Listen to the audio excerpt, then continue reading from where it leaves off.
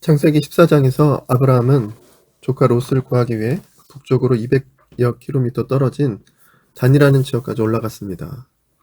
그곳에서 네 왕들의 연합군을 물리치고 롯을 비롯하여 많은 포로들을 구출해냈습니다. 본의 아니게 전쟁에 참여하고 승리를 거두긴 했지만 이후에 일어날지 모르는 보복 공격에 두려웠을 것입니다. 이러한 때 하나님의 말씀이 환상 중에 아브라함에게 나타났습니다. 아브라함아, 두려워하지 말라. 나는 내 방패요 너의 지극히 큰 상급이니라. 하나님께서 아브라함의 방패가 되어주신다고 하였습니다. 혹여라도 찾아올지 모르는 공격을 하나님께서 막아주시며 아브라함의 삶을 지켜주신다는 것입니다. 또한 하나님께서 상급, 즉 보상이 되어주신다고 말씀하셨습니다. 목숨을 걸고 행했던 일들에 대하여 하나님께서 보상이 되어주신다는 것입니다. 이 말씀을 들은 아브라함은 감사한 마음이 들었으면서도 한편으로는 아쉬움이 있었습니다. 지금까지도 자식 하나 없는 자신의 모습이 생각났기 때문입니다. 그래서 하나님께 솔직하게 질문을 드립니다. 아브라함이 이르되 주 여호와여 무엇을 내게 주시려 하나이까? 나는 자식이 없사오니 나의 상속자는 이 다메섹 사람 엘리에셀이니이다. 주께서 내게 씨를 주지 아니하셨으니 내 집에서 길린 자가 내 상속자가 될 것이니이다. 비록 하나님께서 방패가 되어주시고 상급이 되어주신다고는 했지만 한 명의 자식도 없었던 아브라함에게는 큰 위로가 되지 못했던 것 같습니다. 그는 오히려 하나님께서 자식을 주시지 않아서 엘리에셀이라는 종이 상속자가 될 것입니다 라고 다소 낙심스러운 마음으로 자신의 생각을 말씀드렸습니다. 그런데 이러한 아브라함의 말을 다 들으신 하나님께서는 꾸짖지 않으시고 오히려 대대로 기억될 놀라운 말씀을 이어가셨습니다. 하나님께서는 아브라함을 이끌어 밖으로 나가게 하셨고 하늘을 바라보게 하셨습니다. 그리고 별들을 셀 수 있나 보라고 하시며 그에게 이르시기를 내 자손이 이와 같으리라고 말씀하셨습니다. 이 말씀에 아브라함은 놀랍게도 믿음으로 반응했습니다. 성경은 이렇게 기록되어 있습니다. 아브라함이 여호와를 믿으니 여호와께서 이를 그의 의로 여기시고 하나님께서는 또한 자신이 어떤 분인지 이어서 말씀해 주셨습니다. 창세기 15장 7절입니다.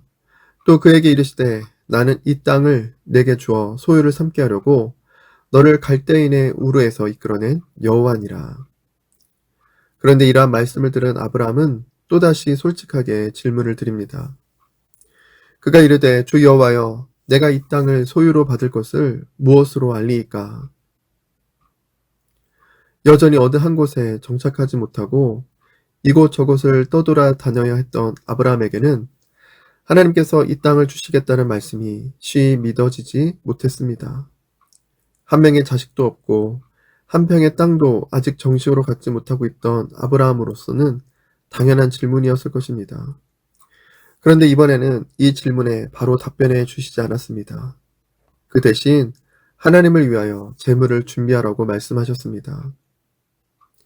여호와께서 그에게 이르시되 나를 위하여 3년 된 암소와 3년 된 암염소와 3년 된 순양과 산비둘기와 집비둘기 새끼를 가져올지니라.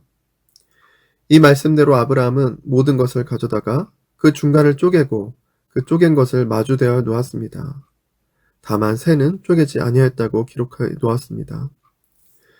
말씀하신 대로 준비해 놓고 낮 동안 솔개등으로부터 그 재물들을 지켰습니다. 그런데 해질 무렵 아브라함에게 깊은 잠이 임하고 또한 큰 흑암과 두려움이 그에게 임하였습니다. 이러한 때 하나님께서 아브라함에게 말씀하셨습니다.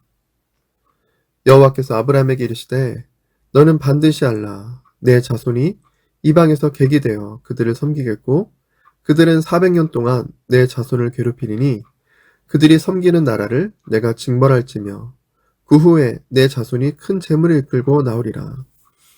너는 장수하다가 평안히 조상에게로 돌아가 장사될 것이요 내 자손은 4대 만에 이 땅으로 돌아오리니 이는 아모리 족속의 죄악이 아직 가득 차지 아니함이니라 하시더니 해가 져서 어두울 때 연기 나는 화로가 보이며 타는 횃불이 쪼갠 고개 사이로 지나갔습니다. 그리고 그날에 여호와께서 아브라함과 더불어 언약을 세우시며 말씀하셨습니다. 내가 이 땅을 애굽 강에서부터 그 큰 강 유브라데까지 내 자손에게 주노니 곧 겐 족속과 그니스 족속과 감몬 족속과 헷 족속과 브리스 족속과 르바 족속과 아모리 족속과 가나안 족속과 기르가스 족속과 여부스 족속의 땅이니라 하셨더라. 후손과 땅을 주시겠다는 약속을 믿고 왔지만 몇 년이 흐르도록 제대로 된 소유권도 없고 자식 한 명도 없던 상황에서 아브라함은 솔직하게 하나님 앞에 나아갔습니다. 더욱이 뜻하지 않은 전쟁을 경험하며 두려움 가운데 있었던 아브라함에게 하나님은 환상을 통해 다시금 약속을 확증해 주셨습니다. 특히 쪼개진 재물 사이로 언약 당사자가 지나가는 것은 고대 근동의 계약 혹은 언약 체결의 방법이었습니다. 이러한 행위에는 계약을 어기는 자가 쪼개진 재물과 같이 죽임을 당할 것이라는 의미가 담겨 있었던 것입니다. 하나님께서 이러한 의미의 언약을 맺으신 것입니다.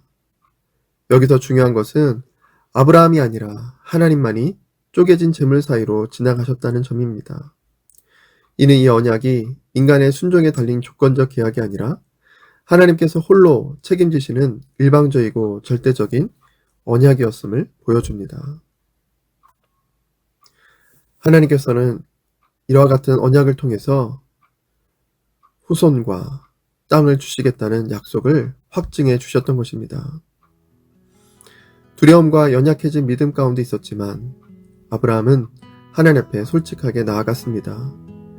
기대와는 너무 다른 현실이었지만 아브라함은 그럼에도 불구하고 하나님을 향한 믿음을 굳게 지켰고 그 믿음으로 인하여 하나님께 의롭다 여김을 받게 되었습니다. 이러한 아브라함을 끝까지 품으시면서 하나님의 약속이 변함없음을 보여주셨던 것입니다. 우리를 향한 하나님의 은혜와 사랑도 이와 같이 변함없음을 기억하며 인내하는 우리가 될 수 있기를 바랍니다.